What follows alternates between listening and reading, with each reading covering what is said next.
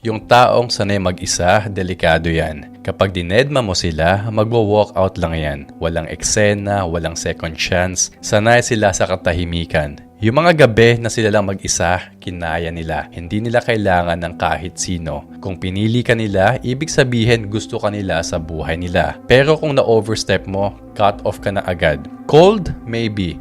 Pero ang totoo, may boundaries sila at hindi sila natatakot gamitin yon. Try mo silang i-manipulate, threaten na aalis ka, bubuksan pa nila yung pinto para sa'yo. Hindi dahil sa wala silang pakialam, kundi kasi hindi nila kailangan habulin yung mga taong hindi para sa kanila. Kasi alam nila, better to lose a person than to lose yourself. Hindi sila nag-chase, hindi sila nang hihingi. Pinapangalagaan nila ang peace of mind nila. Dahil pinaglaban nila to ng matagal na panahon. At kapag ang tao ay kontento na sa sarili niya, wala kang magagawa. Wala kang power sa taong buo na mag-isa pa lang. Hindi sila natatakot maging mag-isa. Pinapahalagahan nila yan. Marami na silang pinagdaanan at nalampasan. Hindi sila bitter, totoo lang sila sa sarili nila. Kasi kapag pinili ng tao ang respeto sa sarili kaysa sa drama at gulo, kapag pinili niya ang peace kaysa sa toxic na companionship, that person becomes powerful and dangerous.